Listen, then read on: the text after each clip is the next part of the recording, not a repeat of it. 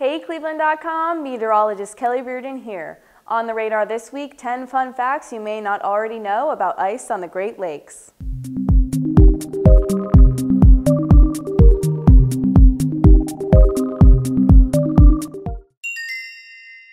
The Great Lakes ice cover data set is relatively short, starting in 1973.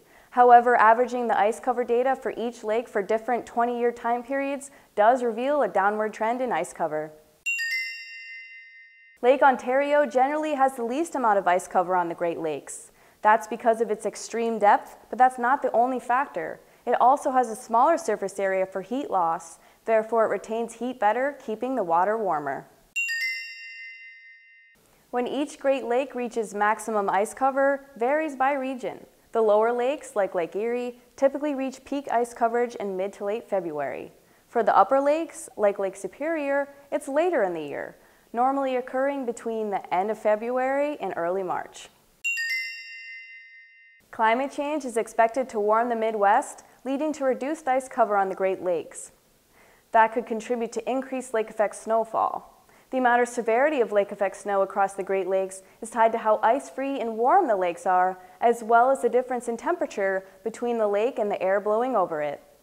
In a warming climate, not only will lake temperatures increase, but the lakes will remain ice-free for longer periods of time, leading to a heavier, longer lake effect snow season.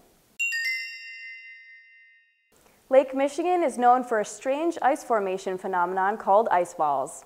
They form when chunks of ice break off from larger sheets on the surface of the lake and mix in with snow and slush before being rolled around in the waves.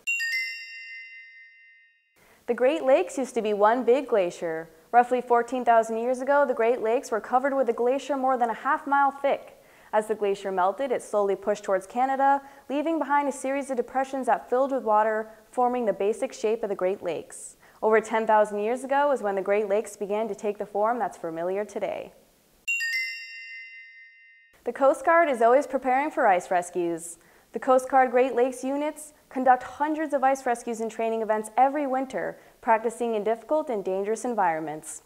The 9th District has 39 stations, 2 air stations, and 8 commissioned vessels designated, trained, and equipped for ice rescue missions.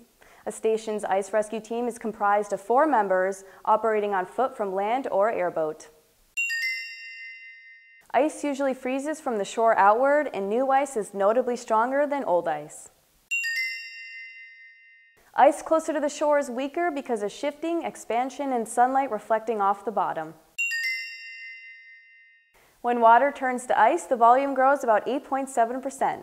The expanding size of ice is what allows it to float on water, creating those beautiful landscapes Northeast Ohioans so often see.